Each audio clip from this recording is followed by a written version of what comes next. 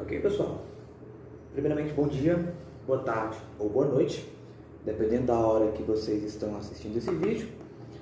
Segundamente, estamos aqui mais uma vez juntos e separados, eu na minha casa, vocês na casa de vocês, para a gente continuar a estudar durante esse período de quarentena, ok? A aula de hoje é para a galerinha do primeiro ano, dos primeiros anos, ok? E essa aula, ou esse conteúdo, é uma sequência direta da última aula do conteúdo anterior. Então, se você assistiu o vídeo anterior, algumas informações daquele vídeo serão usadas também nesse assunto, ok? Hoje, nós vamos começar falando sobre polaridade. Quando eu falo essa palavra polaridade, com um foco maior aqui, ó, polar. Polar dá a ideia de polos. Polo Norte, Polo Sul? Não. A polaridade é uma característica, é uma propriedade das substâncias químicas de promover a formação de polos com cargas positivas e negativas dentro da própria substância, ok? Quer dizer, quando eu falo em polaridade ou polarização, eu estou dizendo que uma substância química, ou em uma substância química, há formação de cargas ou polos positivo e negativo, ok? Entender a polaridade é muito importante para entender as propriedades e características de várias substâncias químicas. Algumas propriedades, como por exemplo a solubilidade, como por exemplo o ponto de ebulição, dependem da polaridade. Então, a partir de agora, nós vamos classificar as substâncias químicas em polar ou apolar. Pela lógica, o que é uma substância polar? É aquela que possui polos, positivo e negativo. O que seria uma substância apolar? É aquela que não há ou não possui polos ou cargas elétricas positiva e negativa. Nas aulas anteriores, antes da gente chegar até aqui, nós falamos sobre ligações químicas. Toda substância química que existe na natureza é formada por átomos. E esses átomos encontram-se unidos, ligados uns aos outros através de ligações químicas. Nós estudamos dois tipos de ligações químicas: as ligações iônicas e as ligações covalentes. Qual é a principal diferença entre uma ligação iônica e uma ligação covalente? Ambas envolvem elétrons, isso é óbvio. Ambas seguem uma regra, que nós chamamos de regra do octeto. A diferença entre uma ligação iônica e uma ligação covalente é o que acontece com esses elétrons. Nós vimos anteriormente que uma ligação iônica é formada quando há uma transferência de elétrons. Quer dizer, é quando eu tenho um átomo A que transfere elétrons, que são cargas negativas, para um átomo B. Quando ocorre essa transferência de elétrons, no caso, o A ele perde elétron, então ele forma um íon,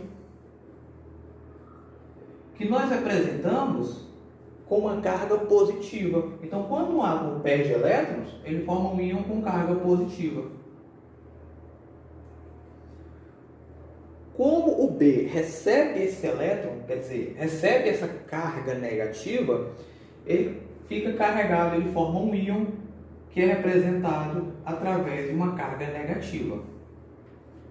Cargas opostas se atraem e é essa atração entre essas cargas que promove a formação de uma ligação iônica e, consequentemente, o que nós chamamos de composto iônico.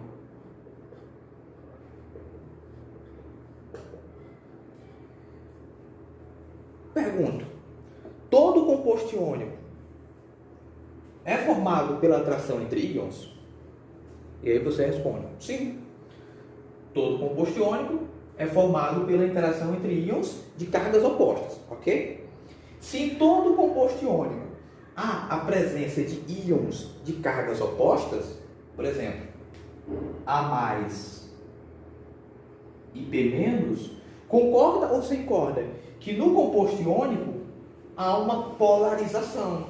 Quer dizer, que um composto iônico ele é considerado polar. Está aqui os polos, positivo e negativo. Então, se todo composto iônico tem um íon positivo e negativo, logo eu posso afirmar que todo composto iônico é polar. Então, toda substância química que é formada por ligações iônicas sempre será polar. Lembrando, o que quer dizer essa palavra, polar? Quer dizer que na substância há a formação de polos, cargas positiva, negativa, polo positivo e negativo. Então, todo composto iônico tem essa propriedade de polaridade, ok? E aí você pergunta, e as ligações covalentes? As ligações covalentes são formadas pelo compartilhamento de elétrons. Então, eu tenho dois átomos A e B. Não há uma transferência de elétrons. Cada um utiliza, no mínimo, um elétron para formar o que a gente chama de par eletrônico. Lembram disso?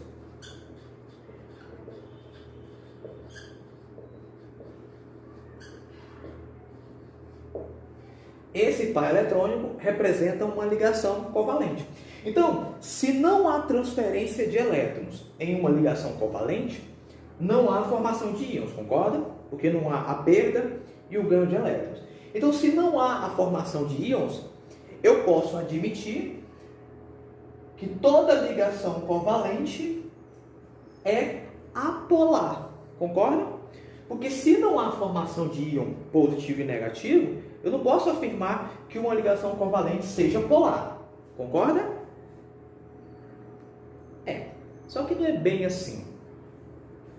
As ligações covalentes, ou algumas ligações covalentes, podem sim ser polares.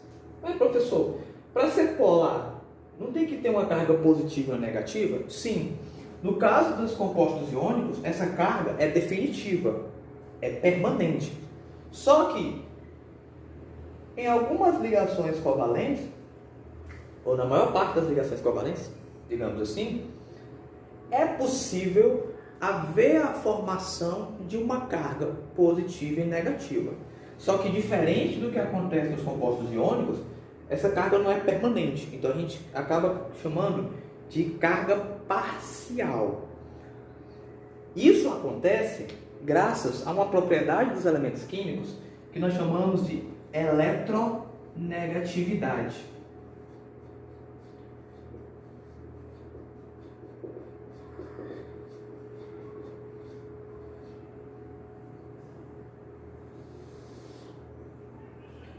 A eletronegatividade pode ser entendida como a capacidade que um elemento possui em atrair para si elétrons.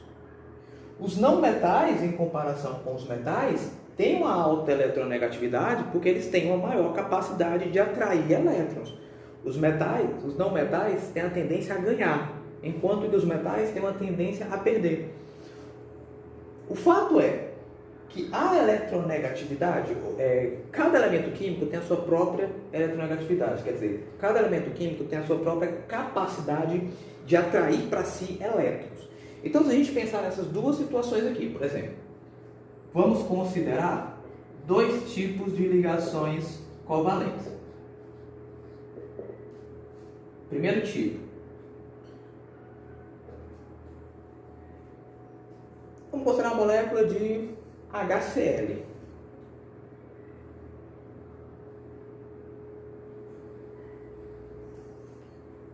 Vimos anteriormente, nas aulas anteriores, que essa molécula de HCl é formada pela interação entre um átomo de hidrogênio e um átomo de cloro.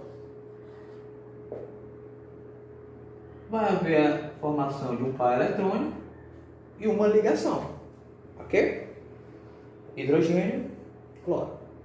A questão é, hidrogênio e cloro, esses átomos são iguais ou diferentes? Em termos estruturais, esses átomos são iguais, porque tem a mesma estrutura. Tem um núcleo, tem uma eletrosfera dividida em camadas, possui prótons e elétrons e por aí vai. Só que átomos de hidrogênio e cloro têm uma diferença em relação à quantidade de partículas subatômicas, número atômico, quantidade de prótons, quantidade de elétrons e por aí vai. Se hidrogênio e cloro são elementos químicos diferentes e a eletronegatividade é uma propriedade característica de cada elemento, então eu posso dizer o seguinte: se os elementos são diferentes, existe uma diferença de eletronegatividade. Então, um desses dois átomos tem maior atração por elétron do que o outro. No caso da eletronegatividade, o cloro ele tem uma eletronegatividade maior do que o hidrogênio. Eu vou colocar assim, ó, a eletronegatividade eu vou representar como EL. Então eu posso dizer que a eletronegatividade do cloro é maior do que a eletronegatividade do hidrogênio. Ok? Então é como se você imaginasse o seguinte, por exemplo, aqui estão os elétrons compartilhados. Então eu vou colocar esses elétrons, por exemplo, hidrogênio, cloro. Imagine que esses elétrons estão aqui, ó, ocupando uma região entre o cloro e o hidrogênio. Use essa imaginação apenas. Aqui estão os dois elétrons. Ok? Se o cloro, ou se a eletronegatividade do cloro é maior do que a eletronegatividade do hidrogênio, isso quer dizer que o cloro ele vai atrair mais facilmente o hidrogênio. É como se você tentasse imaginar o seguinte, vamos fazer a seguinte analogia. Vamos supor que aqui são dois rapazes. São dois rapazes. Um rapaz hidrogênio e outro cloro. E entre eles existe uma moça. Quer dizer, essa moça seriam esses elétrons. Essa moça é amiga dos dois. Então, esses dois rapazes compartilham a amizade dessa garota. Só que é o seguinte, ninguém é igual a ninguém. Então, se esses dois átomos, se esses dois indivíduos, esses dois rapazes são diferentes, é claro que essa moça pode ter uma afinidade maior com um do que com o outro. Concorda? A gente sempre tem a nossa best, o nosso best, sempre tem aquela pessoa que a gente tem mais intimidade, que a gente conversa mais, que a gente tem mais atração e por aí vai. Então, essa atração, essa afinidade é o que nós chamamos de eletronegatividade. Então, se o cloro é mais eletronegativo, se o rapaz cloro é mais atraente, é mais legal, é mais amigo do que o rapaz hidrogênio, é óbvio que essa moça vai ser amiga dos dois, mas vai ter uma amizade maior com esse cloro. Então, esse cloro, ele vai meio que atrair para si os elétrons compartilhados da ligação. Vai ficar um pouquinho mais próximo dele. Como ele atrai para si elétrons, e elétrons com cargas negativas, ó, quando B ganha elétron, ele forma um íon com carga negativa. Quando o cloro atrai esses elétrons, sobre esse átomo é criada uma carga parcial negativa, que eu vou representar assim, ó.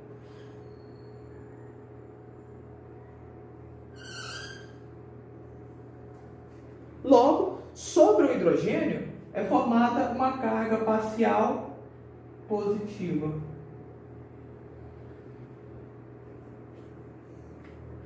Então, eu posso dizer que essa ligação HCl é uma ligação polar ou polarizada. Ok? Então, eu tenho aqui uma ligação polar.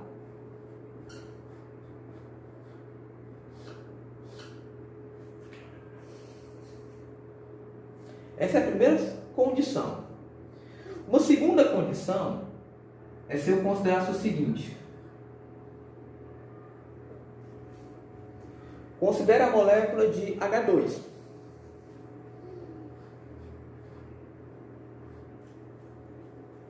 O que quer dizer essa molécula de H2? Uma molécula formada pela ligação entre dois átomos de hidrogênio. H.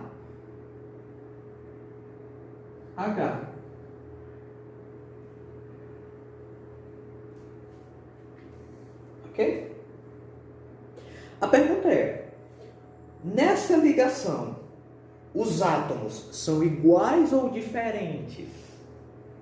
Esses dois átomos são iguais ou diferentes? Iguais. É o mesmo elemento químico. Se esses átomos são iguais, correspondem ao mesmo elemento químico, vai haver uma diferença de eletronegatividade? Sim ou não? Não consigo ouvir. Vai haver uma diferença de eletronegatividade aqui? Não. Se não vai haver uma diferença de eletronegatividade, nenhum desses dois átomos vai conseguir atrair para si esses elétrons. Se nenhum desses dois átomos vai conseguir atrair para si esses elétrons, não vai haver a formação dessas cargas parciais, positiva e negativa. Logo, eu posso dizer que essa ligação é o quê?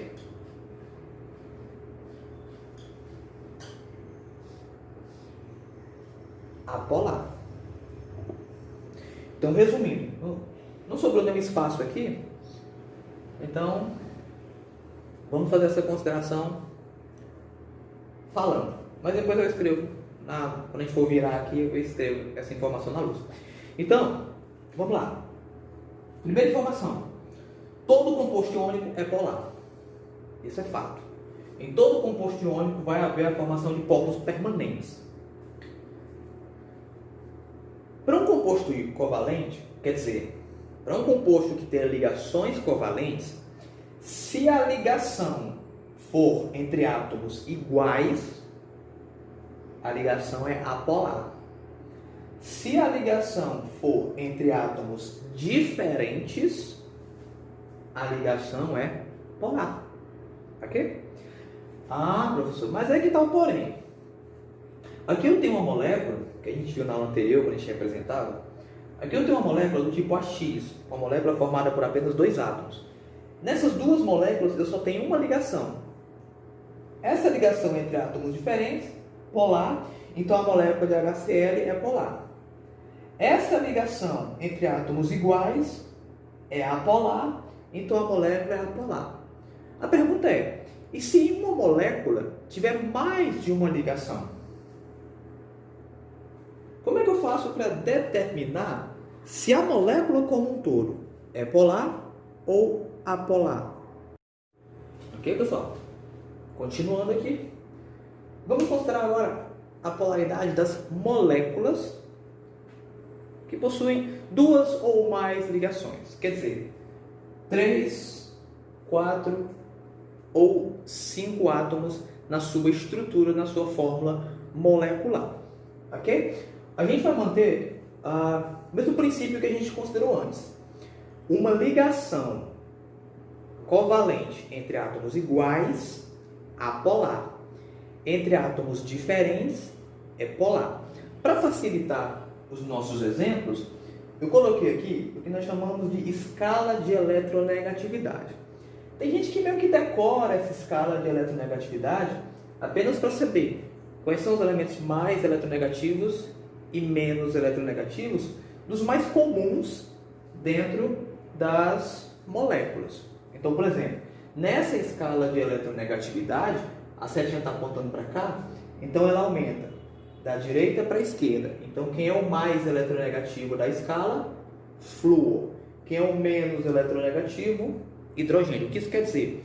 Se eu pegar, por exemplo, uma molécula formada pela ligação entre hidrogênio e flúor, como o flúor é mais eletronegativo, ele atrai os elétrons, então ele fica com a carga negativa. Ok? Então, sempre comparando, essa escala serve para dizer em qual átomo, sobre qual átomo, os elétrons vão ficar mais concentrados. O fato é que para determinar a polaridade das moléculas, depende de dois fatores. O primeiro que é a diferença de eletronegatividade, tem que haver. O segundo é a geometria molecular. Dependendo da disposição espacial dos átomos da molécula, você pode dizer se uma molécula é polar ou apolar. Porque aí também depende de haver ou não uma simetria na distribuição dessas cargas parciais.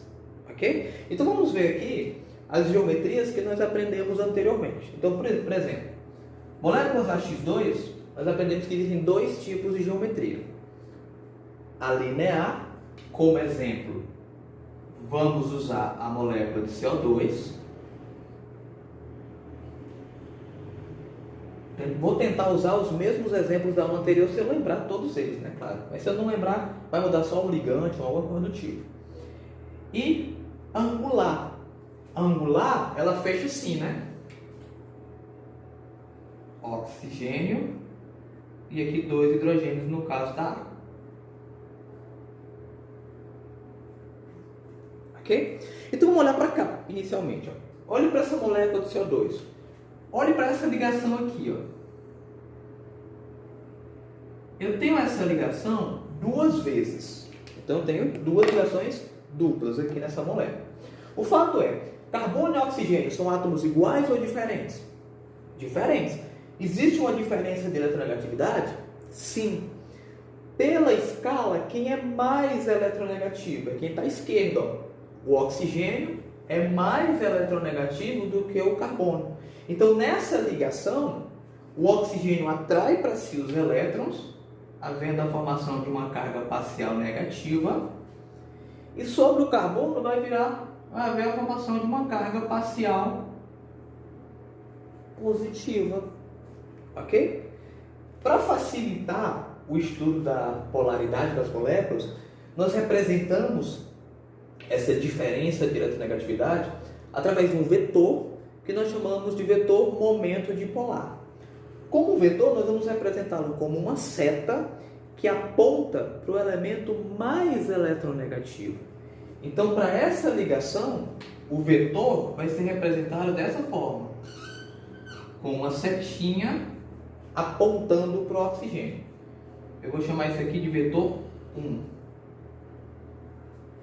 Se eu só ampliar aqui, ó, a gente vai representar assim. Ó. Isso aqui é o momento dipolar.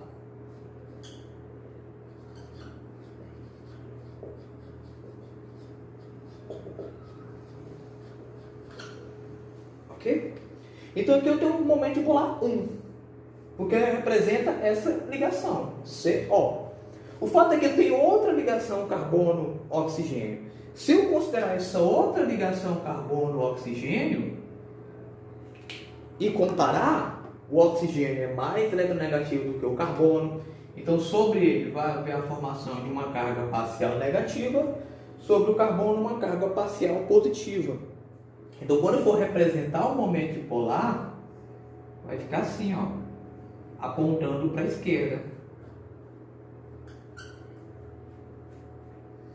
Ok? Então nessa molécula eu tenho dois momentos dipolares. Eu tenho um momento de cada ligação, que considera que cada ligação é polar, mas para eu saber a molécula como um todo, eu tenho que somar esses vetores. Quer dizer, eu tenho que tirar o que nós chamamos de momento dipolar resultante, que eu vou chamar de μR. Momento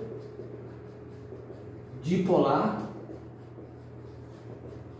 resultante.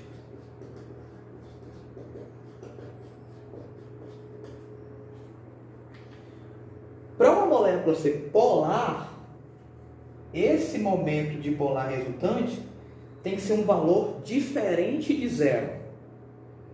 Se o momento dipolar for igual a zero, quer dizer que não há polaridade na molécula. Então aqui eu tenho dois vetores apontando em sentidos opostos.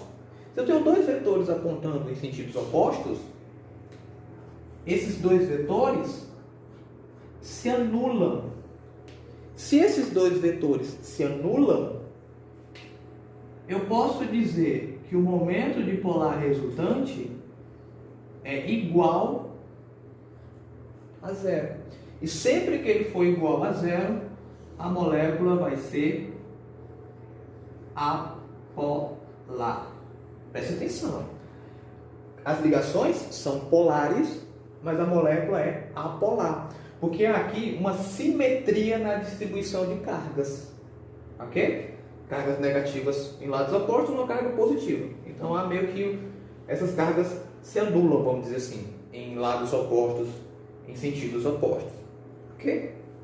Se eu pegar, por exemplo, a água, aqui eu tenho oxigênio e hidrogênio. Eu tenho uma ligação aqui, ó. Ok? Qual é o mais eletronegativo? Oxigênio é mais eletronegativo do que o hidrogênio. Então, se eu for representar um momento dipolar aqui, ele vai apontar para o oxigênio.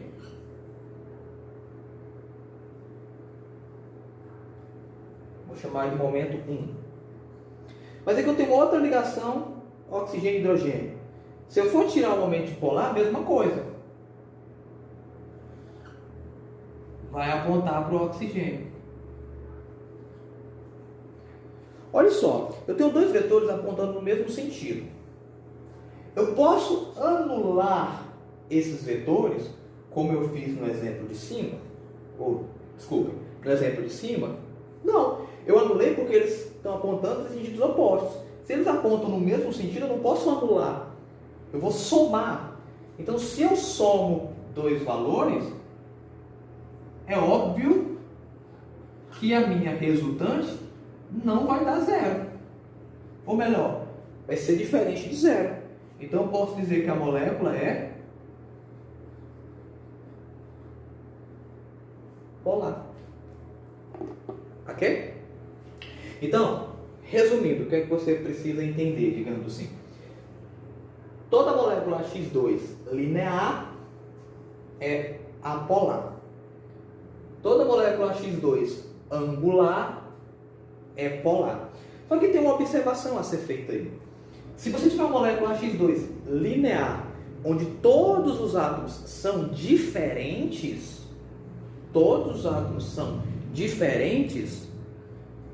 aí ela deixa de ser apolar e passa a ser polar. Eu estou considerando aqui um exemplo onde os ligantes são iguais.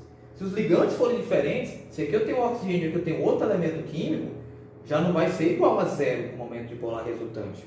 Então ela já passa a ser polar. Mas de uma maneira geral, moléculas da X2 com geometria linear tendem a ser apolares.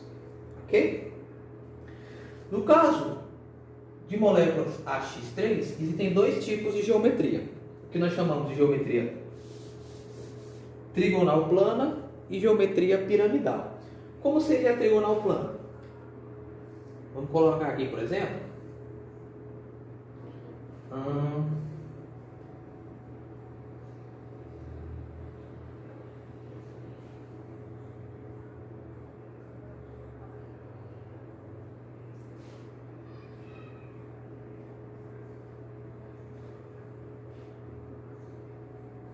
mesmo exemplo que eu usei lá na aula anterior. E no caso da piramidal vai ser isso aqui, ó.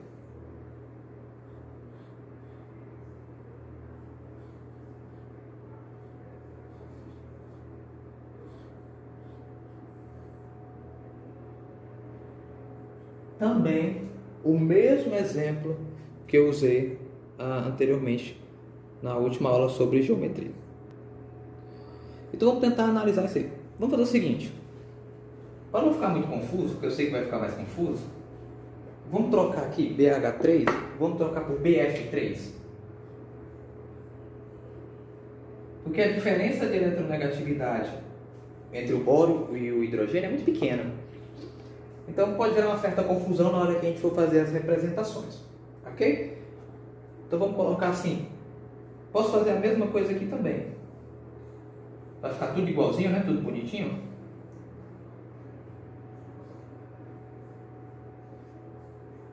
Vai ficar tudo igualzinho, pelo menos, né? Com o mesmo ligante. Lembrando, eu estou colocando ligantes iguais. Ligantes diferentes podem gerar condições diferentes. Ok? Então aqui eu tenho essas duas condições. Trigonal plana, piramidal. O boro não aparece aqui nessa escala de polaridade. Se ele não está nessa escala de polaridade, a gente tende a imaginar que a eletronegatividade do boro é menor do que todos esses aqui, ok? Então, se não aparece nessa escala, é porque está para lá. Então, esses são os principais. Qualquer outro elemento químico, nós vamos considerar que estaria abaixo deles, digamos assim. Então, se o boro não aparece, então está abaixo deles, é claro que o flúor é o mais eletronegativo. Aqui eu tenho 3 ligações, eu tenho que analisar cada uma dessas 3 ligações. Então, nessa ligação boro-flúor, o flúor é mais eletronegativo. Nessa ligação boro-flúor, o flúor é mais eletronegativo. Será que dá para ver com essa cor vermelha aí? Aqui também é a mesma coisa.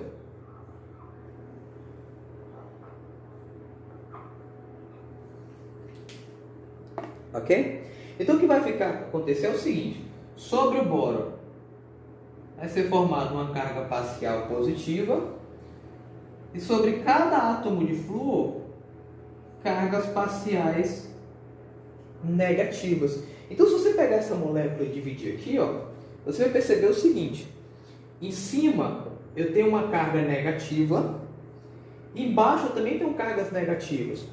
O fato dessas ligações de baixo serem assim e a de cima ser totalmente reta faz com que, se eu somar essas duas ligações, eu vou ter uma resultante bem no centro, que vai ser representada dessa forma.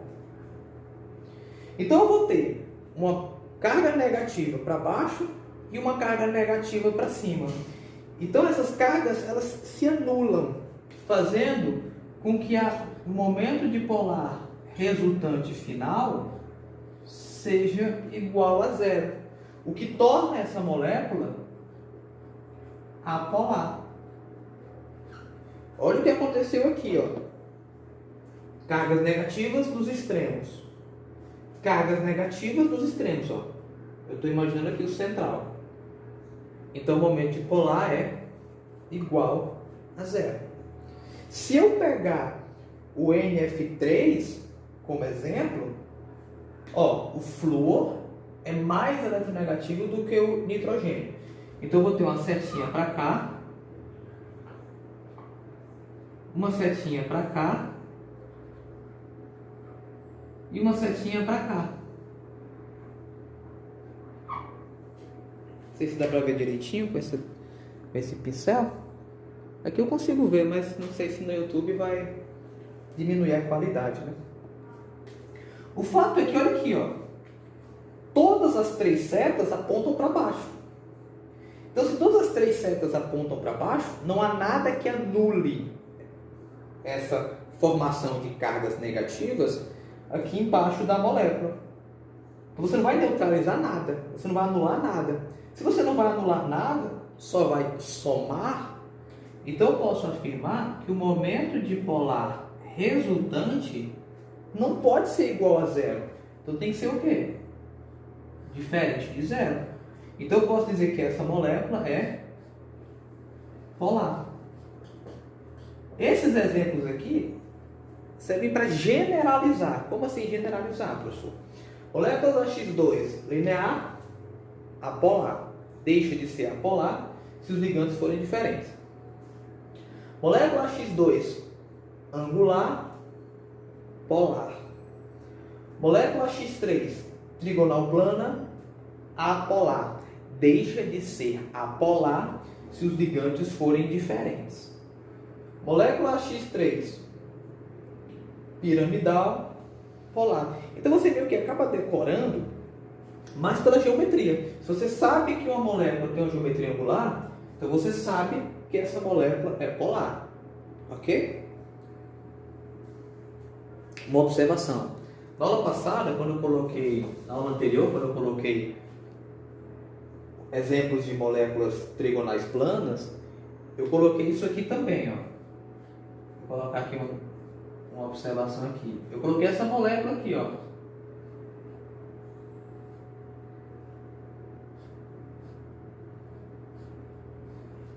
que é a molécula que representa o formol. Nessa molécula, ela é trigonal plana, beleza. Mas eu posso dizer que ela também é apolar? Não, porque os ligantes são diferentes. Não só os ligantes são diferentes, como a formação das cargas é diferente. São diferentes, digamos assim. No caso, carbono é mais eletronegativo do que os hidrogênios. Então vai ficar assim, ó. Seta para cima, seta para cima. O oxigênio é mais eletronegativo do que o carbono. Seta para cima. Então, tem como anular esses momentos dipolares? Não. Só vai anular se tiver momentos em sentidos opostos. Se tiver uma simetria na distribuição dessas cargas. Se você pensar em moléculas AX4 com geometria tetraédrica, vamos usar o F como ligante também? Já que eu coloquei o F como uma referência, vamos imaginar essa molécula aqui, ó.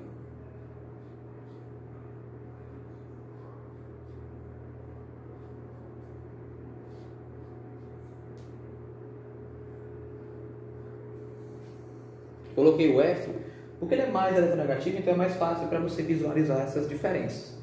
Então, o CF4, por exemplo, o flúor é mais eletronegativo do que o carbono em todas as ligações.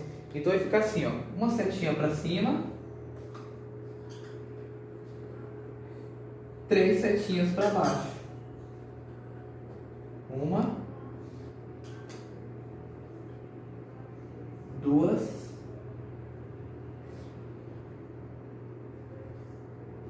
3. Então, se eu pegar essa molécula aqui, ó, eu vou ter cargas negativas se distribuindo aqui em cima e vou ter cargas negativas se distribuindo aqui embaixo. Mesmo que aqui embaixo eu tenha mais cargas parciais negativas do que em cima, mas eu tenho isso aqui embaixo, ó. Então, como ele tem um ângulo, digamos assim, eu tenho uma resultante delas que vai ficar nesse sentido, que anula com o momento dipolar de cima, fazendo com que as moléculas que apresentem geometria tetraédrica tenham uma resultante igual a zero e sejam apolares. Lembrando, tetraédrica tende a ser apolar apenas se todos os ligantes forem iguais. Se eu tiver ligantes diferentes, deixa de ser apolar e passa a ser polar, porque a distribuição já deixa de ser homogênea, já deixa de ser simétrica.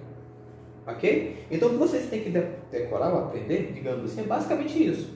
Pela geometria, saber se a molécula é polar ou apolar. Isso é extremamente importante para determinar algumas propriedades dos elementos químicos. Ok? Então, por hoje é só, por essa aula acaba aqui.